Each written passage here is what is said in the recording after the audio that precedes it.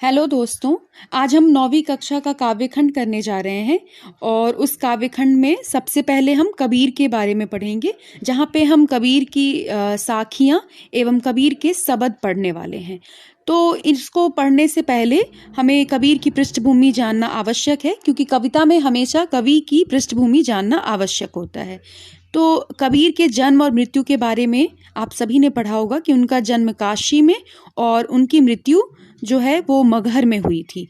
अब जो कबीर थे वो भक्तिकालीन निर्गुण संत परंपरा के प्रमुख कवि थे। ठीक है, तो भक्तिकालीन में दो प्रकार की संत परंपराएं होती थी। एक तो होती थी निर्गुण और दूसरी होती थी सगुण। निर्गुण संत परंपरा वाले वो कवि थे जो भगवान को, ईश्वर को किसी भी रूप या आकार में नहीं मानते थे। वो ईश्वर के किसी रूप आकार के बिना ही पूजा किया करते थे। जबकि सगुण वाले जो थे वो रूप और आकार की पूजा, जैसे कि आज भी हम मंदिरों में करते आते हैं, उसको सगुण परंपरा कहते हैं। तो कबीर जो थे वो निर्गुण कबीर संत परंपरा के थे और उन्होंने अपनी क्या कहते हैं, साखियाँ और शब्द की रचनाएं की थी। उनकी भाषा जो है वो अवधी और जो लोक जनमानस की भाषा थी, उस टाइम पे जो प्रचलित भाषाएं थी उनका मिश्रण थी। तो हम सबसे पहले आज शब्द पढ़ने वाले हैं। मोको कहाँ ढूंढे बंदे, मैं तो तेरे पास में। यहाँ कबीर ने ईश्वर के तरफ से लोगों को यह बात कही है कि मुझे कहाँ ढूंढ रहे हो। हम हमेशा ईश्वर को ढूंढते रहते हैं। अपने नॉर्मल लाइफ में भी हम कहते हैं कि भगवान ने ये नहीं सुना, वो नहीं सुना, तो भगवान कब सुनेंगे मेरी। तो इस बात को स्थापित करने के लिए कबीर ने कहा है ईश्वर की तरफ से कि मुझे कहाँ, मोको मतलब मुझे, तो मुझे कहाँ ढूंढ रहे हो बंदे, मैं तो तेरे ही पास में हूँ।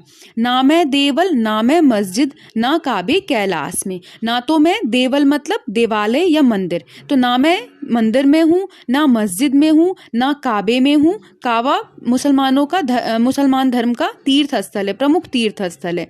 ठीक उसी प्रकार से कैलाश जो है वो हिंदू तीर्थ स्थल है। तो ना तो मैं मंदिर में हूँ, ना मस्जिद में हूँ, ना काबे में हूँ, ना कैलाश में हूँ। ना तो कौने क्रिया कर्म में, मतलब हम ईश्वर को पाने के लिए भगवान के पास, भगवान तक अपनी बात पहुंचाने के लिए अनेक प्रकार की क्रिया कर्म करते हैं, पूजा पाठ और भी कई आडंबर करते हैं। तो ईश्वर कह रहे हैं, मतलब कबीर ने अपनी माध्यम से बताया है, ना तो मैं किसी क्रिया में हूँ, ना मैं किसी कर्म में हूँ, ना ही योग बैराग में। या तो तुम योग अपना लेते हो कि हम बहुत योग करेंगे तो हमें ईश्वर मिलेंगे, या हम बैरागी हो जाएंगे, मतलब अपने घर को छोड़कर निकल जाएंगे किसी वन में। तो ना तो मैं तुम्हें योग में मिलने वाला हूँ और ना ही मैं बैराग में मिलने वाला हूँ। खोजी होए तो तुरते मिले हो, अगर तुमने सच में मुझे खोजा होता तो मैं तुम्हें तुरंत ही मिल जाता। कहाँ? तो पल भर की तलाश में। तुम अपने अंदर ढूंढो। यहाँ इंट्रोस्पेक्शन की बात है, आत्मनिरीक्षण की बात है कि आप अपने अंदर ढूंढिए तो आपको स्वयं ही ईश्वर मिल जाएगा। कहे कबीर सुनो भई साधो, सब श्वासों की श्वास में। मतलब कबीर कहता है कि सुनो भई साधो, मतलब जितने भी भक्तगण हैं सुनो, ईश्वर जो है वो सबकी श्वास में है, सबके सांस में है, हर इंसान के कण कण में है। उन्हें ढूंढने के लिए किसी मंदिर, मस्जिद या किसी भी प्रकार का जो आडंबर है वो करना जरूरी नहीं है, पूजा पाठ वगैरह, वो जो है वो हर जगह ही विद्यमान है। अब हम कबीर के दूसरे शब्द को पढ़ने जा रहे हैं, जो कि इस प्रकार है। संतो भाई आई ज्ञान की आंधी रे, भ्रम की टाटी सबे उड़ानी, माया रहे न बांधी। इस शब्द को करने से पहले इसकी भी पृष्ठभूमि, इसके बैकग्राउंड को जानना बहुत ज़रूरी है आपको इसको अच्छी तरह से समझने के लिए।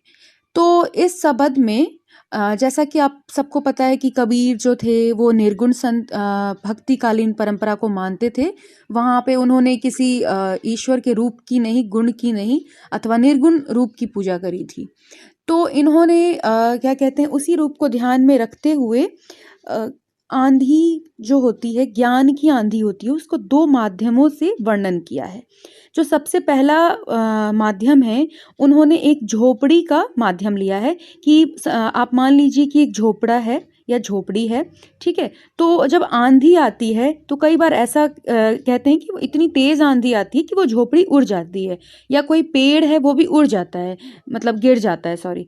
लेकिन कई बार ऐसा होता है कि वो पेड़ जो है वो नहीं गिरता है, जिसको हम बोलते हैं वो न्यूट्रल हो जाता है या तटस्थ हो जाता है, हिंदी में कहते हैं। उसी प्रकार से जो झोपड़ियाँ होती हैं वो कई बार नहीं गिरती हैं, ठीक है। तो ऐसे उनमें कौन से गुण या अवगुण है कि वो पेड़ नहीं गिरता या वो झोपड़ियां नहीं गिरती या उड़ती।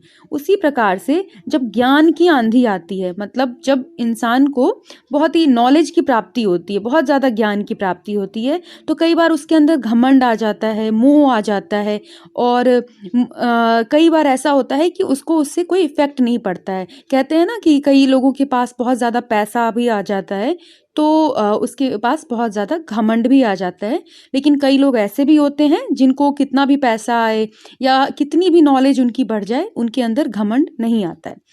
तो यहाँ पे कबीर जी ने कहा है, संतो भाई आई ज्ञान की आंधी है। मतलब संतो भाई, संत भाई लोग, देखो ज्ञान रूपी आंधी आई है। मतलब ज्ञान का एक झोंका आया है, या आप कह सकते हैं हवा का जो एक झोंका है। इस पूरे शब्द में उन्होंने झोपड़ी और उसके ऊपर आंधी के प्रभाव को एक मनुष्य के ज्ञान के ऊपर ज्ञान की आंधी के प्रभाव को ही दर्शाया है, और इन दोनों को कंपेयर करके उन्होंने इस शब्द को बनाया है। तो उन्होंने कहा है कि ज्ञान की आंधी आ चुकी है, तेज तेज हवाएं चल रही हैं, ठीक है।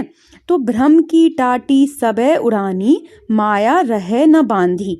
भ्रम की टाटी, मतलब टाटी हम जब झोपड़ियां बनाते थे पहले, अब तो पक्के घर बनते हैं, तो जो उसमें टाटियां डलती थी, मतलब जो साइड साइड से जो है वो उसमें टाटियां डलती थी, और क्या कहते हैं, जब हवा आता है तो वो टाटी जो है वो गिर जाती है, उड़ जाती है।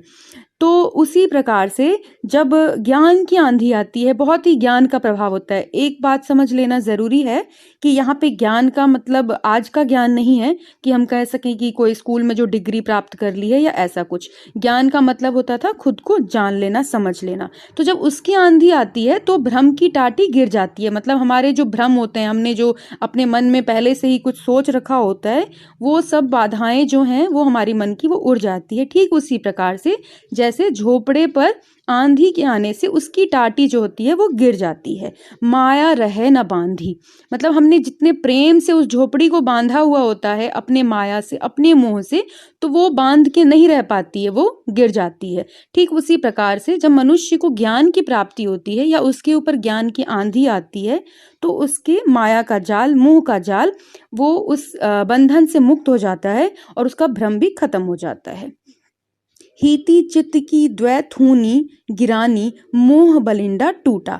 मतलब हीति चित्त की, चित्त मतलब हृदय की, मतलब हीति मतलब हितैषी, या फिर जो हम अपने हित के लिए, हम अपने फेवर में सोचते हैं, तो उसकी भी जो थूनी, थूनी का मतलब है खंबा, छोटा खंबा जो होता है उसको हम थूनी कहते हैं। तो जो जैसे ही क्या कहते हैं, दीवालों में जो थूनी खंभे गड़े होते हैं, जब आंधी आती है तो झोपड़ी के वो खंभे भी गिर जाते हैं। उसी प्रकार से हमारे हृदय में अपने लिए जो प्रेम, अपने लिए जो मतलब एक लगाव होता है कि हाँ हम अपने आप में कुछ, हम मतलब हम ही सब कुछ हैं, और अपना सोचना जिसको हम बोल सकते हैं कि स्वार्थ जो हमारा होता है, तो वो जो है वो गिर जाता है। मोह बलिंडा टूटा, और मोह रूपी बलिंडा टूट जाता है। इंसान के अंदर मोह रूपी बलिंडा टूट जाता है और झोपड़ी के अंदर बलिंडा टूट जाता है। अगर आप लोगों ने कभी झोपड़ियां देखी हो तो उसके ऊपर जो है वो बहुत ही मोटी सी एक लकड़ी रखी होती है जिस पर वो झोपड़ी टिकी होती है, जिसको हम बलिंडा कहते हैं।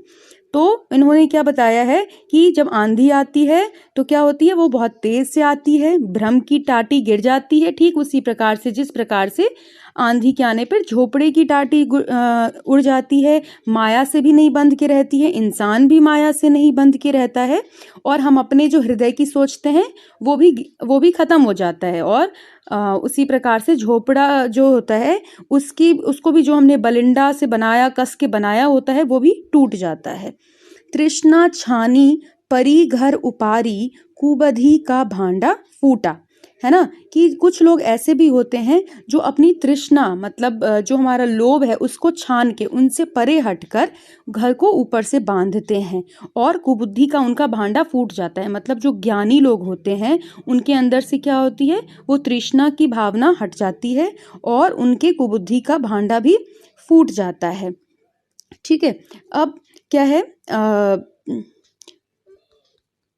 एक सेकंड, हाँ जी, अब है आपको कि जोग जुगति करी संतो बांधी नीरचू चुबे न पानी, है ना। अब जिन लोगों ने जोग जुगति करके मतलब पूरे मन लगाकर और पूरी युक्ति के साथ अपने घर को बांधा होता है, नीरचू चुबे न पानी, पानी का अर्थ पानी ही है। नीरचू, नीर मतलब होता है पानी, और ये जो निर है इसका मतलब होता है हीन। तो नीरचू मतलब उसमें से एक भी बूंद पानी का नहीं चूता है। जिन्होंने पूरी अपनी मन लगाकर और अपनी तृष्णा अपने लोभ को हटाकर, मतलब जिन लोगों ने ज्ञान अपने लोभ अपने मोह को हटाकर लिया होता है, उनका ज्ञान किसी भी आंधी से नहीं टूटता है, किसी भी आंधी से नहीं गिरता है। इसी प्रकार से जिन लोगों ने सच्चे भक्ति से ईश्वर की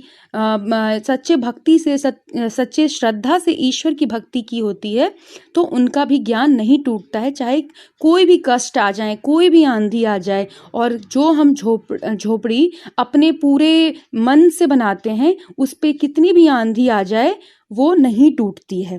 ठीक है, कूड़ कपट काया का निकस्या हरि की गति जब जानी।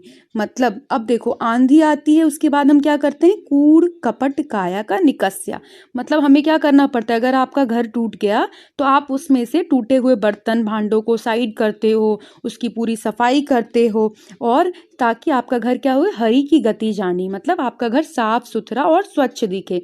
तो इसी प्रकार से जब ज्ञान की आंधी आती है तो हमारे अंदर से जो कूड़ कपट की भावना है, लोभ की भावना है, मोह की भावना है, वो निकल जाता है। निकस्या मतलब निकल जाता है।